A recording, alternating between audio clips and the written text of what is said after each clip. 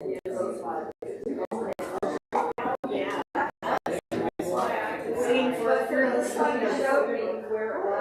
morning, Genesis.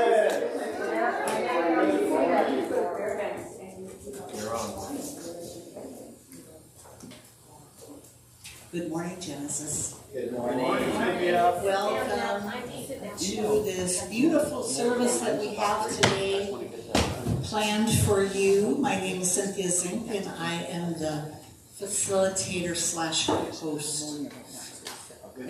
I decided we should change it to host because it's so much easier to say. Okay. Host with the most. I don't know about that. Anyway, let us start with our opening song. My soul is welcome here. 1, 2, 3, 4.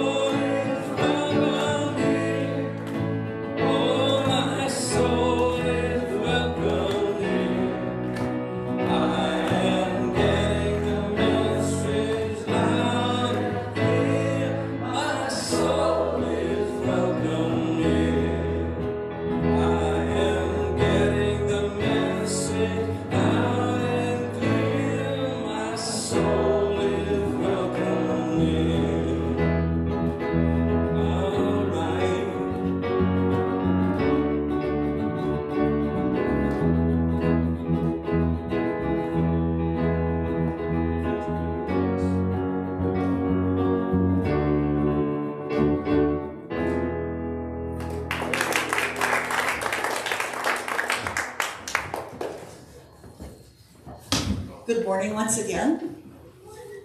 Glad to see you all here. I think everybody here has already been a part of our family for a while. So, Cal, is there anybody new on Facebook yet? I'll check. They haven't checked in yet. He's getting his phone. Oh, very good. So, if this is your first time and you are online at Genesis Facebook or our YouTube channel, you are invited to say hello and where you're from and how you find us in the chat. Genesis is continuing its ministerial search. We have a profile and invitation video available for review on the listserv.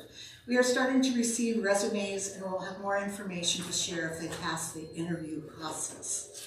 In the meantime, let us all join in saying our new minister's Sacred Covenant Easy Prayer. which is on the screen. Hallelujah. I recognize there is one life. This life is God's life. This life is my life now. I am one with this life and all its blessed expressions, which includes the presence of a new minister given a center for spiritual living as a revelation of God as love. And as Edward Stone says, I dwell in the house of love. Love attends me in my home of the soul. I shall never leave this home of the spirit. I shall abide in this home forevermore.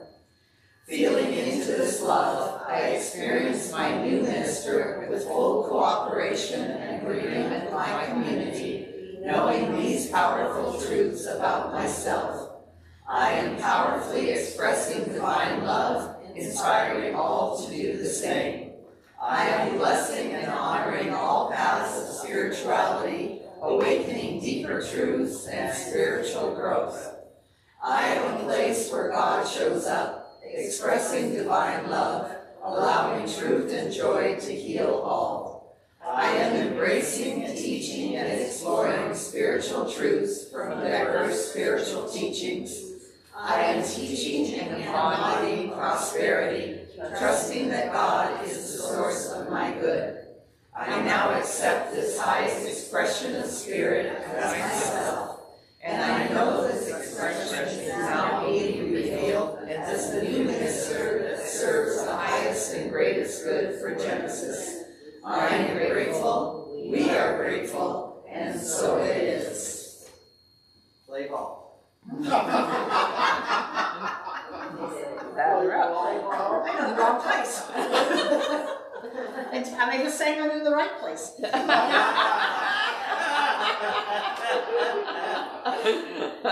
These announcements are just reminders of what's happening. For more details, please go to our website, our Facebook page, Eventbrite, and our Meetup page.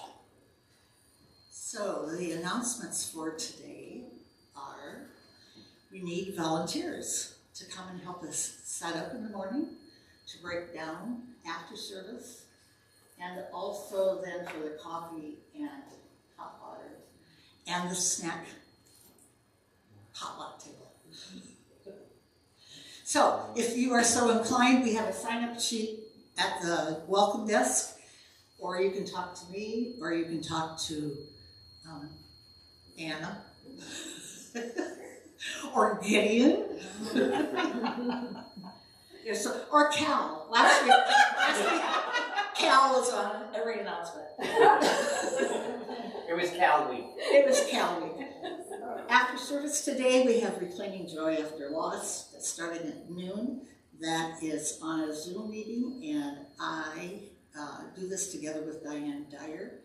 And it's a caring and safe and supporting environment for your journey in mending your hearts through grief or loss of any kind. So please feel free to come join us.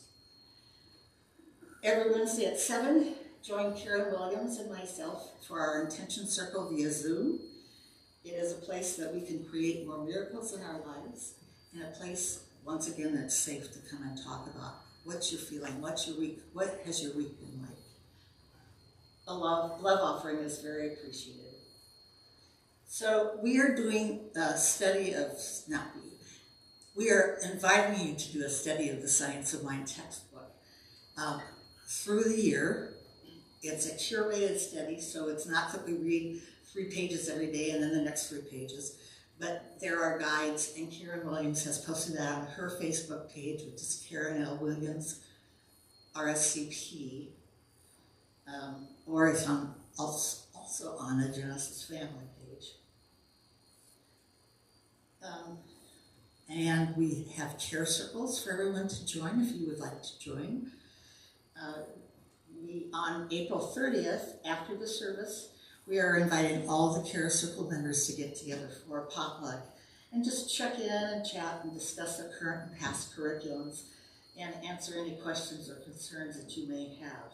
So we hope to see you there on the 30th of April. So now is our time to meet and greet your family members at Genesis. So say hello, give them a hug, and welcome. Yeah, so I was just saying, I emailed him and I got back. So I didn't know if he still wanted me to do it.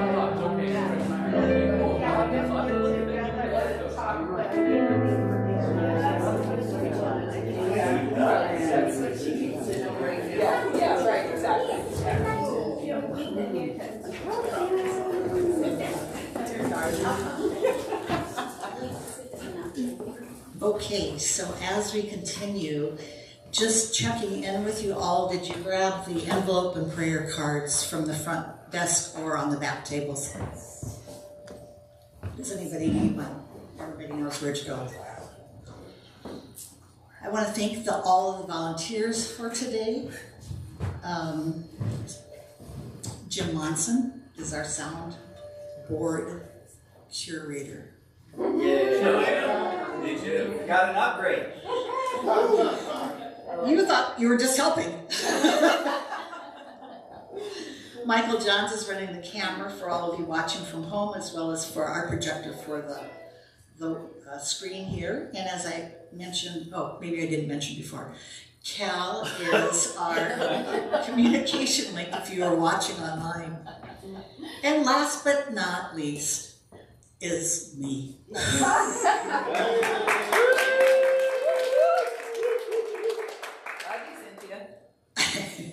I am actually usually the greeter and I am also the volunteer coordinator, so I'm a good person to see if you want to volunteer. I'm a good person to see even if you don't want to volunteer. If you want to volunteer, even better.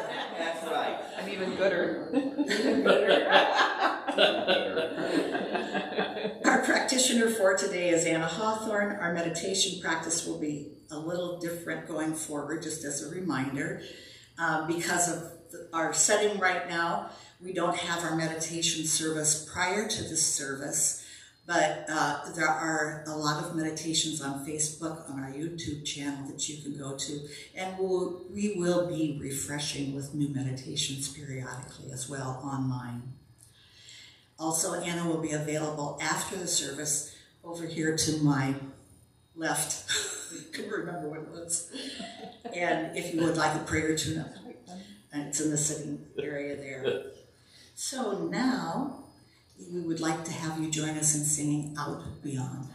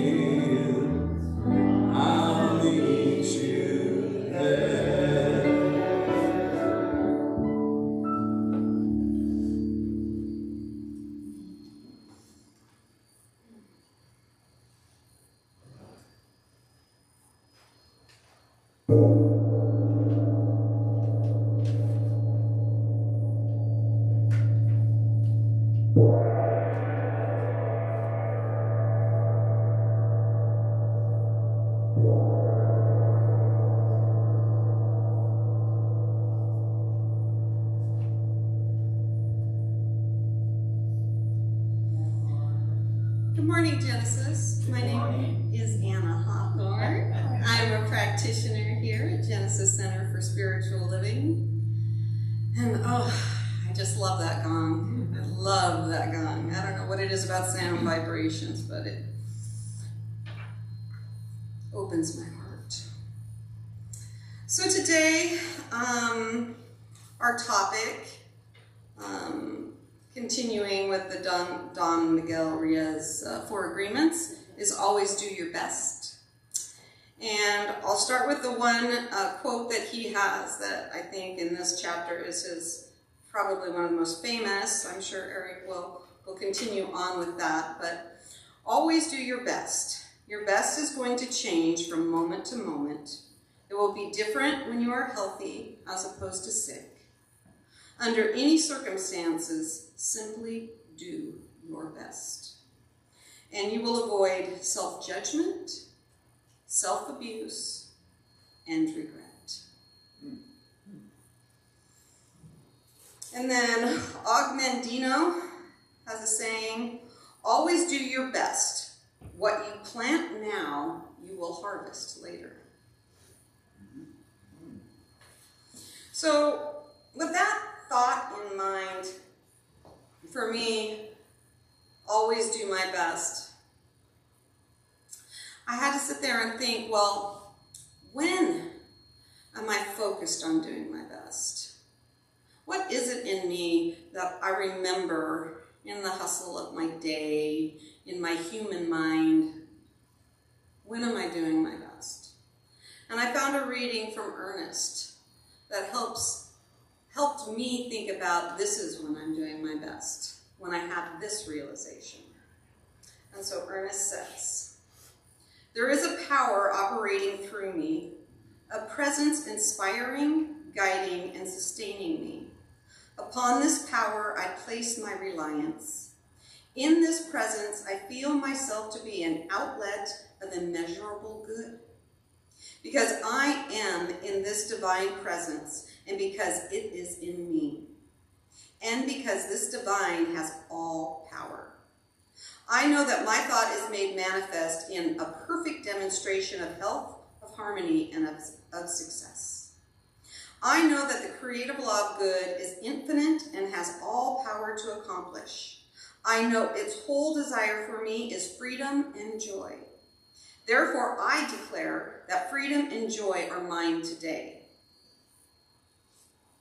This freedom and joy are expressed spontaneously and in my presence. And there is nothing within me that can hinder this expression, because this all good is mine, and because it constitutes the only presence there is in the universe.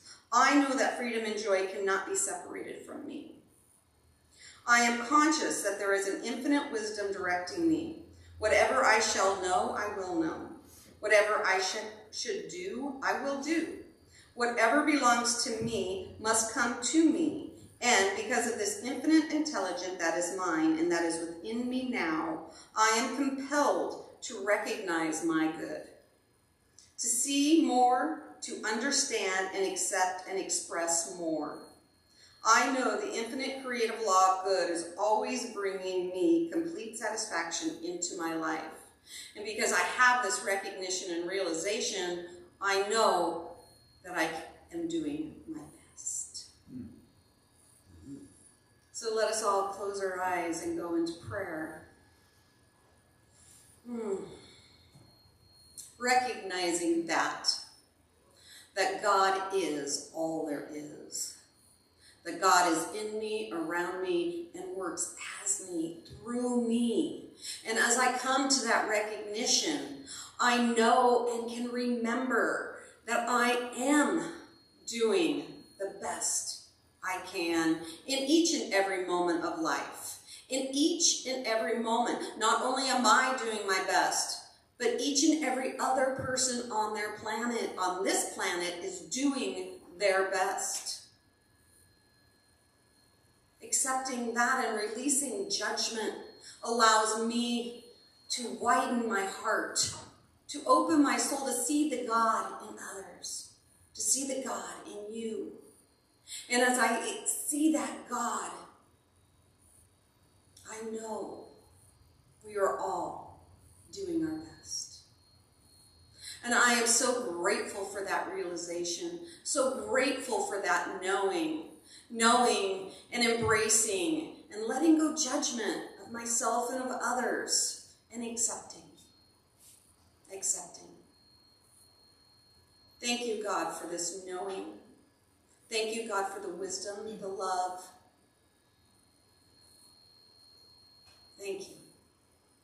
And I release these words into the law that says, yes, it is done. And with that, I say, and so it is. So it is. So let us bring back second shot. Thank you. This is another original tune. Just, give me lots of applause and stuff. Just kidding. You haven't heard it yet, so you're not allowed to do that. Another thing, the best for you, is what I wrote, and it's all about what Eric passed out to me paper-wise. So anyway, it goes like this. 1, 2, 4.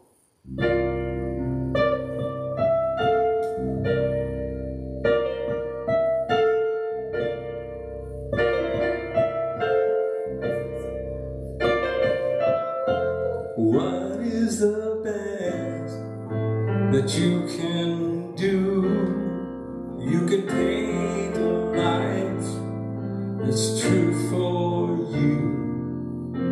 The colors you choose, bright and clear, will show your love as they appear. As long as we keep trying, as long as we are sure, as long as we're together and always hold it near, as long as we stay focused and never insecure, we'll live a life uncommon, on that you can be sure.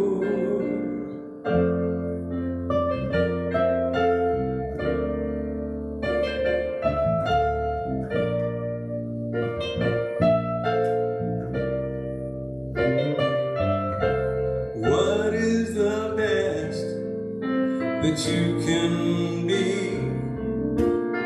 Live the part of life you see.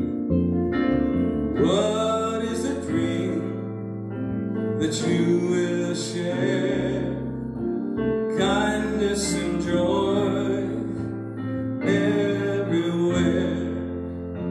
As long as we keep trying, as long as we are sure, as long as we're together and always hold it near, as long as we stay focused and never insecure, we'll live a life uncommon, on that you can be sure.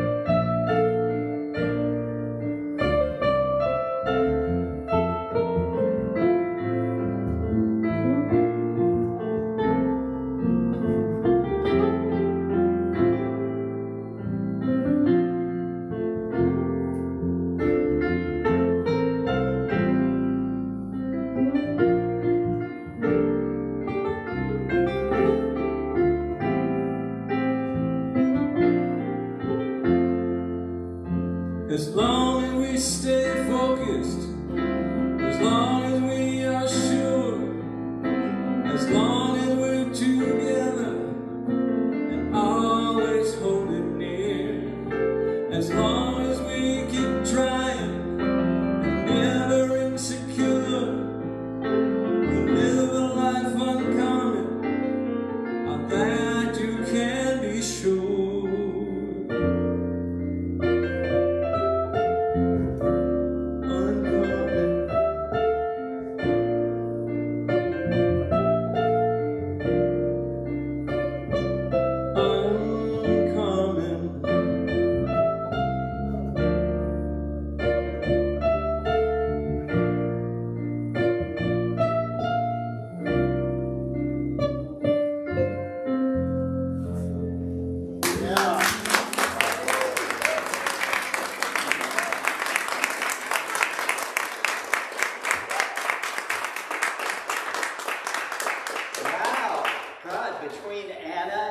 Song. I think you guys covered my talk, so all good. That's good. Actually, I have three ways that I want to kind of focus our attention on this phrase, always do your best. And the first one, because I was like, always do your best. I was like, well, what does that actually mean? What does that actually mean? So the first definition that I want to give is from his book. And that was a great quote. This is a slightly different quote. This is on page 85 and 86. And he says, the first three agreements will only work if you do your best. Don't expect that you will always be able to be impeccable with your word. Your routine habits are too strong and firmly rooted in your mind. But you can do your best. Don't expect that you will never take anything personally. Just do your best. And don't expect that you will never make an assumption, but you can certainly do your best. By doing your best, the habits of misusing your word, taking things personally, and making assumptions will become weaker and less frequent over time. And that's the whole process. That's the whole idea. You don't need to judge yourself, feel guilty, or punish yourself if you don't keep these agreements every time. If you're doing your best, you will feel good about yourself even if you break an agreement, right? Okay, so that's one definition. And so he's saying, always do your best, specifically around the other three agreements. Okay? So that's great. Do that. Okay? So do that. Well, I'm not going to just tell you to do that. I'm going to tell you how I had an opportunity to do that very recently. Okay. So those of you who know me, that after I retired from Amazing Grace, I took up the cello. And you probably, if I've talked to you at all about the cello, I've talked to you about my fabulous teacher. I have a wonderful teacher. I've had a wonderful teacher for most of the last 2 years. He helped me buy my cello, and he's a wonderful fellow, and he's been a great teacher to me. And just a couple weeks ago, just before I left on a 2-week vacation, he fired me as his student. Oh, no. Yeah, he called, left a voicemail, and he said, it's not working out, I'm not going to be your teacher anymore. Oh. Yeah, and at first, I was shocked and upset. And the people pleaser in me went hog wild with a storyline about how I'm a bad person. And another one, that was one thread, I'm a bad person, that's why he's not gonna, And another one about how I'm also the victim of injustice because he just fired me, won't even talk to me. And the third is, and along that line, my self-talk is, I'm a very devoted student who's I've always paid him more than his asking price. Almost the whole 2 years. I said, you're worth more than you're asking. Okay, so it was like, how dare he fire me? And then I also went into a panic about, he's going to tell everyone that I'm a bad student and I'll never find another teacher. Okay? So it was like, it was, you can imagine. So this would fall under the category of taking his action personally. Yes. Only totally. Yes. Yes. So I called a friend for moral support, and she said, I'm not surprised. Because as she pointed out, I had been expressing to her some complaints about my cello teacher. Even though he was a wonderful person, an excellent cellist, and a very accomplished teacher, he had this habit of telling stories about these very famous cello teachers that he'd studied with at Juilliard and other places over and over and over again. Tell these same stories. And she reminded me that I had recently asked another cellist he'd introduced me to for a lesson to get a second opinion. So I was already questioning myself whether I wanted to continue with my teacher. Something I completely forgot when I was And then I realized that the thing that had happened was he quit me before I quit him.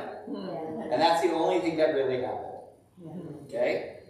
And putting it all into a more detached perspective, it was easy to remember that he deserves to spend his time teaching. He feels good about teaching, especially ones who don't ever question his teaching methods. Which is not me. And as it happens, I'm starting lessons with this new teacher very soon, and I'm very happy about it. And it made it very, working through this and letting go of taking his action personally, it made it very easy for me to send him a beautiful thank you card detailing all the good things he'd done for me and wishing him well and meaning it. Okay? So that's an example of what doing your best with the agreements is like. Full disclosure. Okay? What this situation teaches me is that doing your best with the 4 agreement isn't about never breaking them, but first learning to notice when you break an agreement. That's the thing. If you are unconscious, you go around saying, I keep all the 4 agreements all the time. I'm impeccable with your words, and your friend are like, you always lie about when you're going to show up. You always lie to yourself about X, blah, blah, blah. If you're completely unconscious of how you're breaking the agreements, how are you going to ever learn to not break them, right? That's the process. It's like when you tell a white lie and then go back to the person later and correct it. That you are learning to be impeccable with your word. Babies have to fall down 50 times before they learn to stand. Right? So if you're going to take the 4 agreements seriously, if you're going to make a spiritual practice out of it, it's not going to be never breaking an agreement. It's seeing when you're breaking the agreements and you're going to correct it. It's when you make an assumption that the airlines will always screw up your reservation, always change your departure time, always deliver your bags incorrectly or not at all, and then notice on your last trip that none of those things happened. That you make a step forward from freeing yourself from interior drama by consciously releasing an assumption. No, the airlines do not always do all of those bad things. So one way to understand always do your best means is to work with the other three agreements and learn to keep them as you observe yourself breaking them. That's the useful process. It's like, oh, I'm human. I made an assumption. Okay, what am I going to do about that? Another way I look at always do your best is believing that, as you pointed out, everyone is always doing their best. Everyone is always doing their best. Everyone is always doing their best. If they knew how to do it better, they would do it better. This idea has helped me so much, specifically in the area of forgiveness. I have a lot of unforgiveness towards my father because of his alcoholism. We were never very close, and his drinking was a big part of that for me.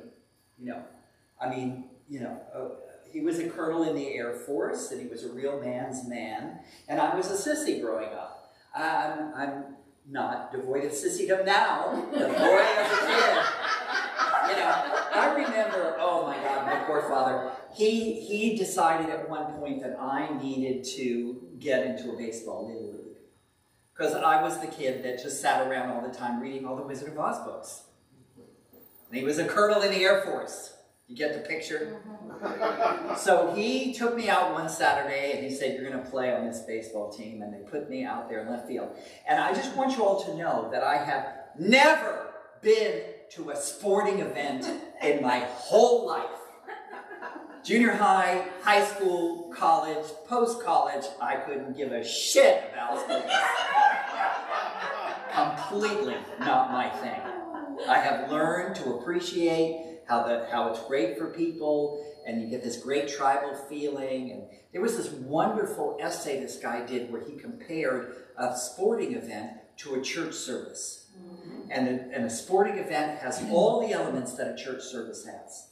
There's ritual songs, there's ritual behaviors, there's you sing the national anthem, there's banners, there's, it's like the whole thing. It's like a whole group experience. And I have come to intellectually appreciate this thing that I couldn't give a shit about. So anyway, so I am there on the baseball field, and of course they put me in right field. This the no man's land area, and I was like this, and I was sort of, like this, and the ball went right through my feet. And that was the end of my baseball career. So, given that my father was a child of the Depression and grew up in an era when men did not express their feelings and were extremely uncomfortable with males who did, we really didn't stand much of a chance, my father and I. And over time, as I have come to accept myself, it has been easier for me to accept him. And with the thing of distance, I've been able to look at our relationship outside of what I thought I need or felt that I needed from him that I get from him, right?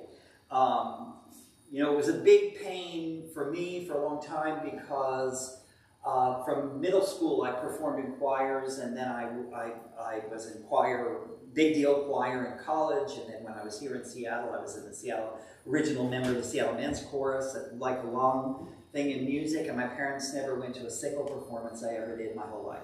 Wow. And I was like, so I thought, and then one day I had this really liberating thought, was like, you think that if your parents went to one of these concerts, it would be great. And it's like, they probably would have went and hated it. And then I'd be complaining that they went to my performances. So, perspective, distance is a great thing. Anyway, so as I've accepted myself, I've accepted him. And maturity has helped me be open to compassion for why he was an alcoholic in the first place. He was in a lot of pain. He was in pain from a bad car accident. His lower legs and feet were basically reconstructed with pins, and this was in a more primitive time for those operations. He used to get up in the middle of the night and walk around because he was in pain, and it was an emotional and mental pain from the accident because he caused the accident, and he was doing the best he knew how to deal with it. And I've come to forgive him for not understanding me, and I've made progress in forgiving myself for not being more understanding of him. Because, I could have thrown all that aside and made an effort to understand him better, relate to him. My older brother Randy and him got along great. They were very close. So I want to say, and there, in certain ways, I know you. I know every single person in this room because you're my species. And because we're both human beings, I know you are always doing the best you know how to do.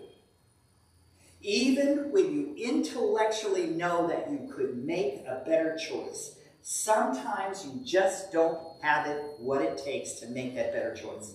You can know you shouldn't say that. You could know that you shouldn't eat that. You know that you shouldn't steal that. You know that you shouldn't do what you're about to do, or that you should do something else, and you just don't have it in you to do that. Amen? How many people here have been there? Like everybody. Okay? Most addicts fall off the wagon more than once before they get on the wagon for good. Most need several attempts. Babies need to stand up 50 times. Try to stand up 50 times, okay? And by addict, I mean gossip, sugar, lack of exercise, playing video games way too much for your own good, complaining, whining, playing the victim, making assumptions, not being impeccable with your word, and taking things way too personally. I'm not just talking about drugs and alcohol. I'm talking about all that other stuff, right? And it's okay, because we're all students on this bus ride. Right? Forgiveness is hard, but it gets easier when you remember that the one needing forgiveness, whether it's you or the other person, they're always doing your best. You're always doing your best. Okay, what Kathy Ann used to say, okay, forgive. And if you can forgive, be willing to forgive. And if you're not willing to forgive, be willing to forgive. Start somewhere. Okay, I'm not willing to forgive, but I'm willing to learn how to be willing to forgive. That's movement. The third way that I would interpret always do your best is this.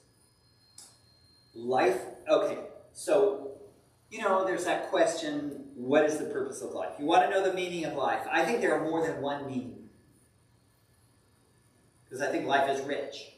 But I think one of the meanings of life is that we're here to learn. Your soul, by the way, we identify so much with these bodies because we really need them to hang out here. But you're a soul that has a body temporarily. Okay? And you're on a glorious path of unfoldment. You could have stayed in heaven, flying around wearing long robes, playing harps, and eternally singing the praises of the divine in the heavenly choir. But something in you got bored with that. Can you imagine? No. How many times can you sing Amazing Grace? A long white robe with a harp. Enough already. A couple of millennia of that. I think I'd like to go down to Earth and have an adventure. Okay? And it's my belief system that you absolutely chose to come down here to wallow in the mire and the muck under this glorious, ever-changing sky, which sometimes brings bright, towering clouds, and at other times brings thunder, lightning, tornado, and flash floods. It's my belief system that every single person here has chosen to come here, and that no one and nothing forced you to come here. Take a deep breath. I want to say that again. You are here because you have chosen to come here, and because your soul has evolved to the level where you could actually handle having a body and be here. And moreover, it's my belief system that not only did no one force you to come, but no one is forcing you to stay. You could leave anytime. All of us as adults know 50,000 ways we could take ourselves out. You came here by choice, and you stay here by choice. So as long as you are here, why not make the most of it? I think that's the essence of Science of Mind. I recently read the most wonderful autobiography called Vessel by this guy named Kai Changda. Anybody ever heard of him? Sorry. I never heard of him either. Okay. Apparently it was a monster bestseller in China when it was published in 2014. And I can understand why, because this guy reveals so much about the mindset and inner contradictions of living in modern China. It was just a fantastic memoir. Really fascinating. He grew up in a small fishing village out, on the outskirts, out on the sea somewhere, and then was very bright and wound up getting a good education and wound up in Beijing and wound up being the first or the first or the youngest editor of GQ China, and then was the editor of the China Morning Post, and then started a fashion line that was very successful, male fashion line, and he's married to a woman with 2 daughters, and like incredibly successful. And his memoir focuses mostly on these other characters, including his father who had a stroke, and he and his father and his mother and his sister had to take care of him. He was quite disabled. It was a really fantastic story. And he talks so much about the cultural limitations on not expressing your feelings or not showing, anything is wrong, and all kinds of stuff. It was an incredible book. And near the end of the book, he says, the kindest thing you can do for someone else is to try to understand them. Now, I mean, if you're choking on a piece of crap meat in a restaurant, the kindest thing I can do for you is give you the Heimlich maneuver. But I know what he means. Just as you want to be understood, just as you want someone to make the effort to listen to your story, you will learn a lot about being a human being as you make the effort to be kind and understanding. This is how you grow a soul in the healthy way. I mean, Vladimir Putin is absolutely learning something by being so monstrously selfish and destroying so many things, so many buildings, so much infrastructure, so many lives, so many minds. It is impressive how monstrous his selfishness is and his greed is. Okay? Let's take a deep breath. And I understand that he is a human being.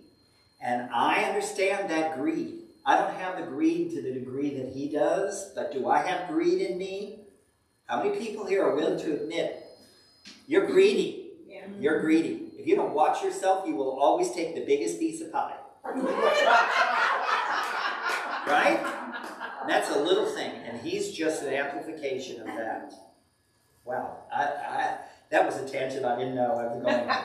Okay, so just as you want to be understood, make the effort to be kind and understanding. Every act of kindness and understanding you make helps you mature as a soul.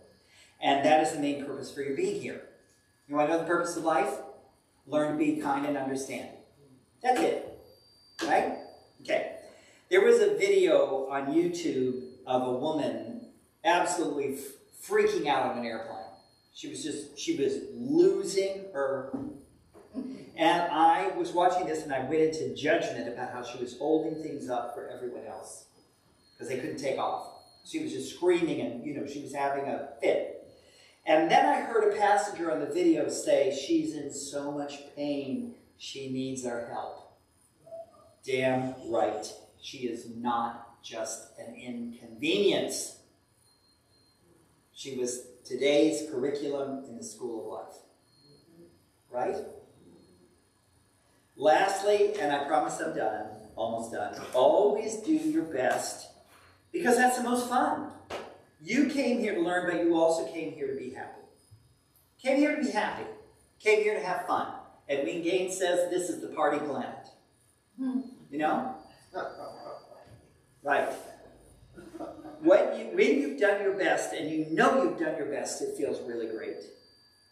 I have a few pounds that I really, really want to lose. I'm on a wonderful journey. I've come down 30 pounds from my high point. And, you know, those of you who struggle to lose weight know it's a big deal. Amen? It is a big deal. You get older, your metabolism slows down. It is hard to lose weight.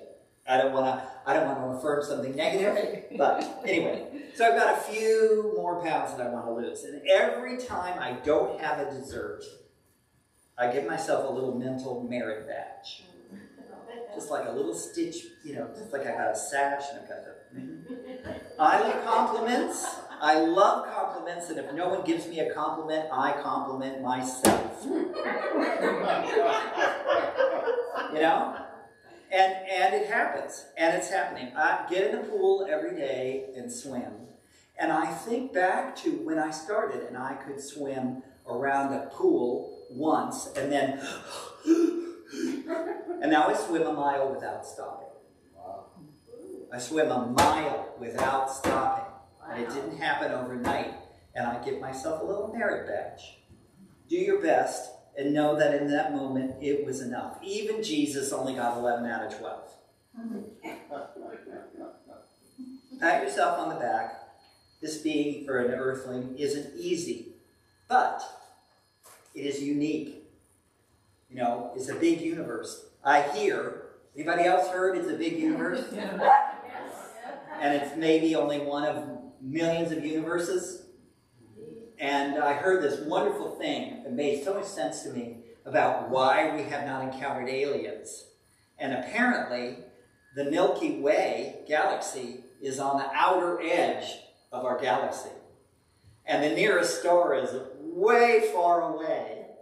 And maybe towards the center of the galaxy, there's all kinds of intelligent species that are all, you know, hanging out together, trying to kill each other. And we are the super, you know, yokel country cousins. We are way out there on the edge of the galaxy. And even if aliens were looking for us, it would take them like, you know, millions of years to find us.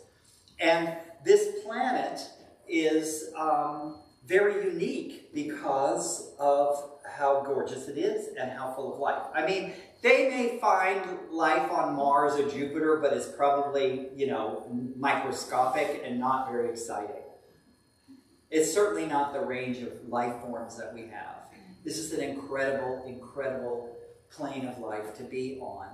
And I guess I'm just trying to exhort you to, you know, make the most of it. Do your best.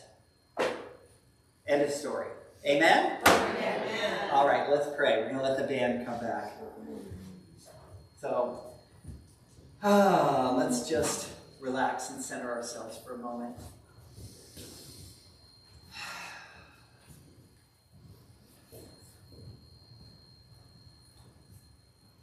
I'm so grateful that I have the option to be lazy and a slob. And if I have ever been lazy, if I've ever opted out of doing what was right or what was best, I'm so grateful that I have that option to do that, because it allows me to know the difference between being half-assed and doing my best. And I just take this moment to give thanks for every detail of my life. I give thanks for every detail. All the things that I like, all the things I don't like, all the problems that were so looming so hugely in front of me and are now so far in the rearview mirror I don't even remember them.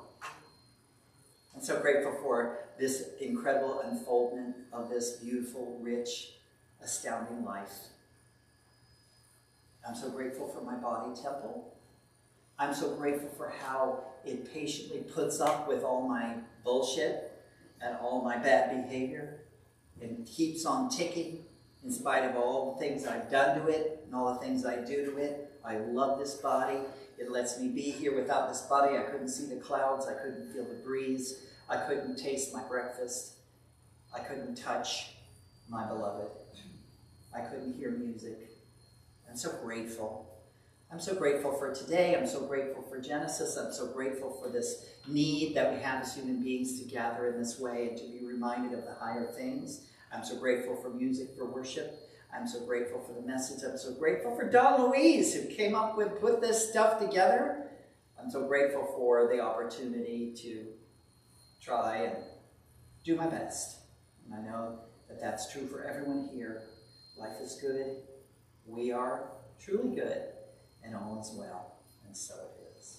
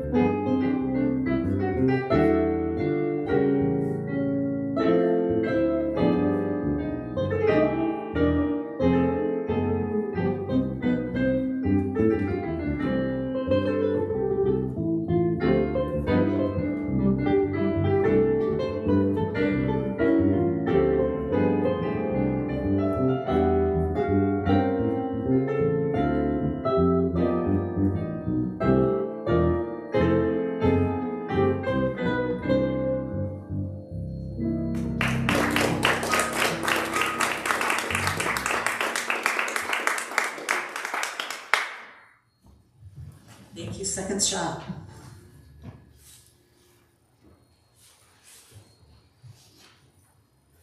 Now it's that time in our service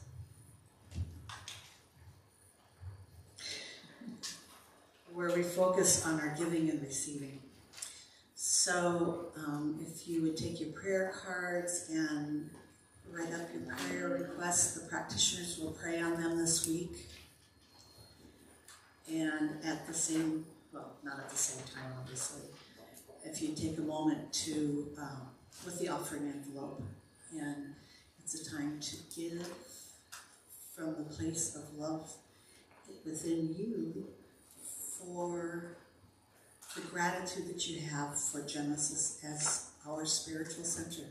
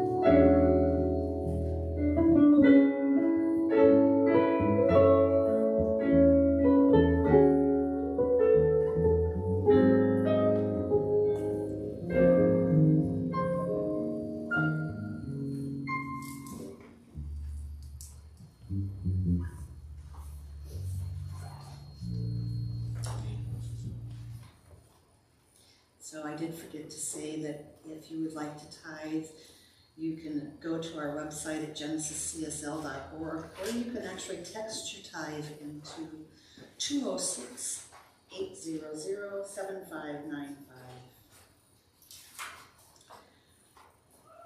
So if you would now take your offering and or your prayer card and hold it up to your hearts as we say our offering blessing together.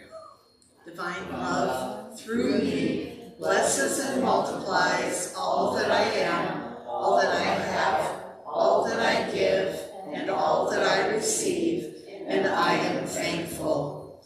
And let's sing our song of abundance while your offerings are picked up.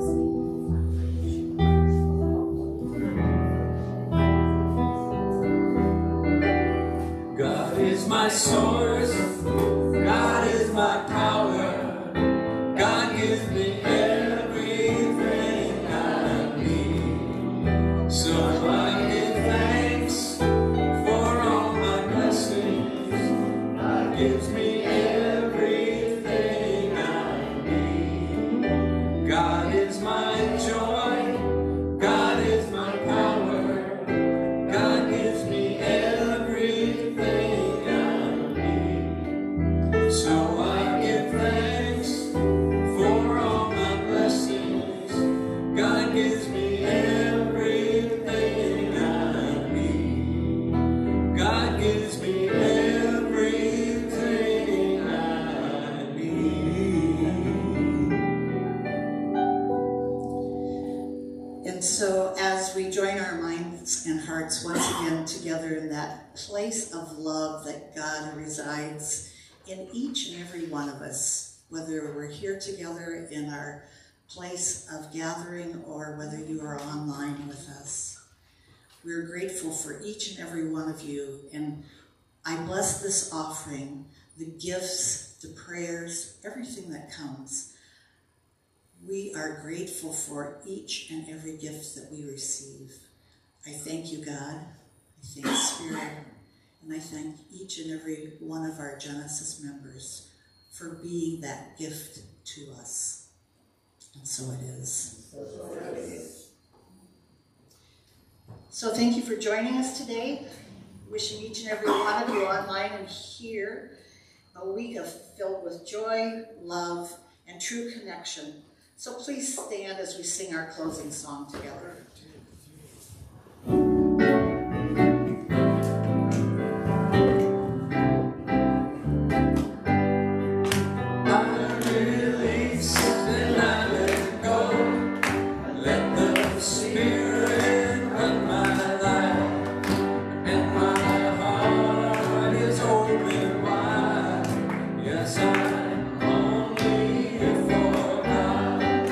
No more struggle, no